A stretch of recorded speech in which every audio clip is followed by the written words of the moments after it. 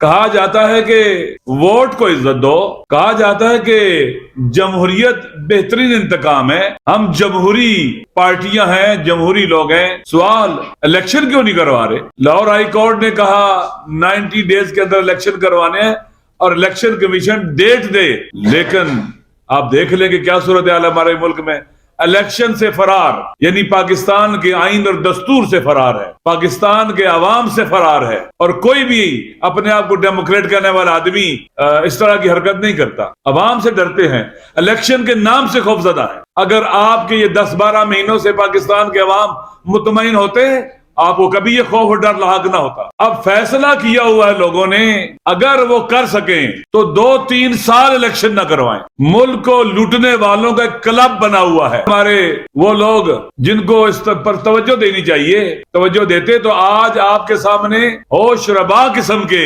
Scandals جو corruption کے آپ کے سامنے آتے۔ کسی وزیر کے بارے میں کہا جا رہا ہے وہ 10 ارب لوٹ چکا ہے، کسی کے بارے میں کہا جا 12 ارب روپیہ لوٹ چکا ہے، کسی کے بارے میں کیا کہا جا رہا ہے، عجیب و قسم کی کہانیاں گردش کر رہی۔ ان حالات میں جو ملک کو بحرانوں سے نکالنا چاہیے، لوٹ مار شدت اختیار کر چکی ہے، ہمارے وطن کی سالمیت خطرے میں ہے۔ پاکستان 71 کے بعد بدترین دور سے گزر رہا ہے۔ اس وقت کا عامر الیکشن نہیں کروا رہا تھا، جب اس نے باغ ڈور سنبھالی اور مارشل لا لگایا، کہا میں بس جلد الیکشن کراؤں گا، الیکشن کرانے آیا ہوں، لیٹ کیے اور پھر 70 کے اینڈ میں الیکشن کروائے، پارلیمنٹ کے نمائندے در بدر پھر رہے تھے، حکومت نہیں دی جا رہی تھی ان کو، اور پھر ملک توڑ دیا۔ یہ الیکشن نہ کرانا، ڈیلے کرنا اور عوام کے فیصلے کو نہ ماننا، اس کا نتیجہ وطن کا ٹوٹنا تھا۔ وطن سے دشمنی تھی، خیانت تھی۔ جنہوں نے بھی وطن توڑنے میں حصہ ڈالا ہے وہ اس مادر وطن کے غدار تھے، خائن تھے۔ کیا تاریخ سے اپنے اسلاف کے غلط اقدامات سے سبق نہیں حاصل کرنا چاہیے؟ عبرت نہیں حاصل کرنی چاہیے کہ باقی ماندہ پاکستان ان مصیبتوں کا شکار نہ ہو؟ فلاں یہ نہیں چاہتا، یہ نہیں ہو سکتا، جو خدا چاہتا ہے۔ اور عوام جب اپنا ارادہ کرتے ہیں تو اللہ ان کی مدد کرتا ہے، اللہ ان کے اٹھ کھڑے ہونے والوں کا ساتھ دیتا ہے۔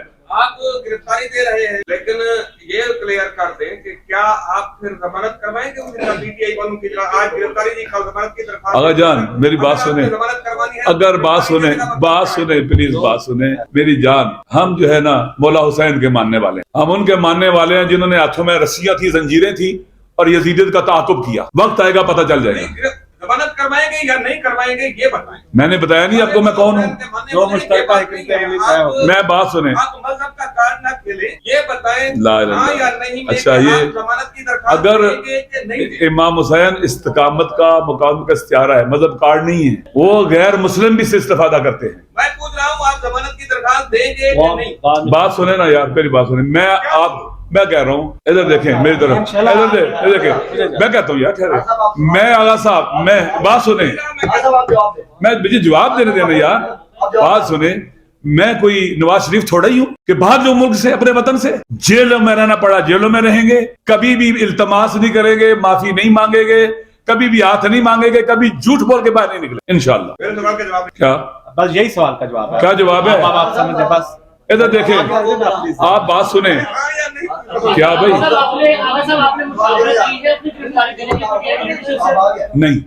نہیں، میں زندان جا رہا ہوں، جیل جا رہا ہوں، یعنی میں کتنا عرصہ رہوں گا تو آپ کو خوش ہو جائے گا؟ 1 سال رہوں، ٹھیک ہے؟ ایک منٹ، 1 سال اگر رہوں تو آپ خوش ہو جاؤ گے؟ میرا کوئی تعلق نہیں۔ جو جیل بھرو تحریک، وہ ڈکٹیٹروں کے خلاف اس میں جرم قبول کیا جاتا ہے، ضمانت نہیں کروائی جاتی، اور جب تک حکومت وقت تنگ نہ آ جائے جیل میں رہتا ہے۔ میرا خیال ہے جتنا جواب مناسب سمجھتے تھے آغا صاحب انہوں نے دے دیا ہے، اس سے زیادہ ظاہر ہے ہمیں کوئی ڈیبیٹ میں نہیں جانا ہے۔ لیکن میں آپ کو بتاتا ہوں، میری اپنی ذاتی رائے یہ ہے کہ میں ضمانت نہیں کرواؤں گا، لیکن جو میری اپنی ذاتی رائے یہ ہے کہ میں ضمانت نہیں کرواؤں گا۔ میں اپنے دوستوں سے بھی کہا کہ میری ضمانت کے لیے کہیں نہ جانا، ٹھیک ہے؟ یہ میری پارٹی کے لوگ ہیں، میں ان کو کہا ہوا ہے کہ میری ضمانت کسی نے نہیں کرانی۔ ضمانت کے لیے خود سگنیچر نہیں کروں گا نا یار، انشاءاللہ، فکر نہیں کرو، آپ کو ٹھنڈ پڑ جائے گی، فکر نہیں کرو،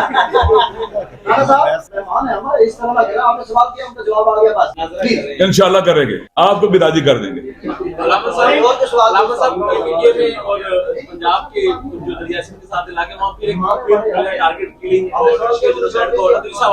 دیکھیں، ناامنی کا مسئلہ، پاکستان کے مسائل کوئی ٹھٹھا مذاق نہیں ہے۔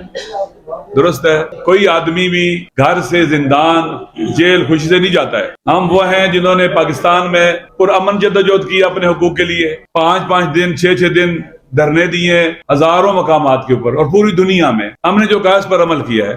اس وقت جو نامنی کی فضا ہے آپ خود دیکھیں کیسے شروع ہوئی ہے. جب آپ نے ایک پارٹی یا 2 پارٹیوں کی حکومت بہتر ہوتی ہے 14 پارٹیوں کی حکومت سے, جہاں پر باقاعدہ ایک دوسرے کے مقابلہ لگاؤ وزارتیں لینے کا, 85 وزیر ہوں, وہ امن و امان نہیں لا سکتے.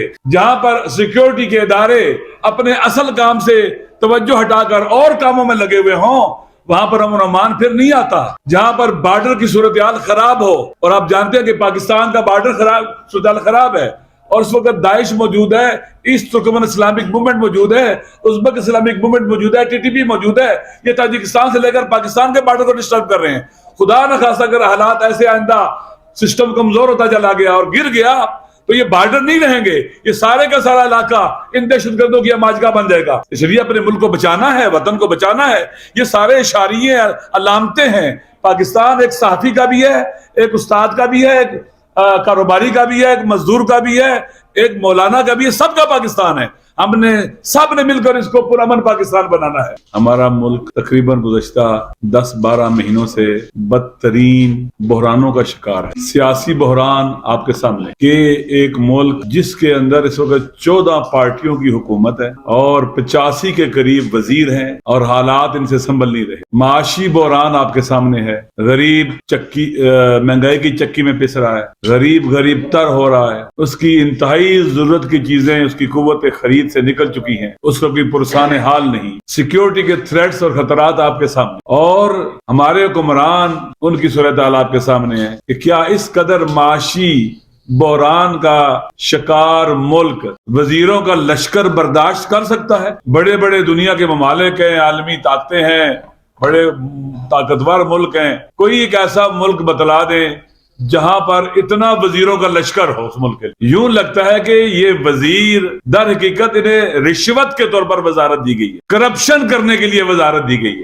ملک کو تباہ و برباد کرنے کے لیے وزارت دی گئی ہے. اگر کسی کے اندر بھی وطن کا درد ہو, پاکستان کے مظلوم عوام کا درد ہو, وہ اس طرح کا کھلواڑ نہیں کرے گا ملک کی اقتصادیات کے ساتھ اور معاشیات کے ساتھ. سیاسی بحران آپ کے سامنے ہے.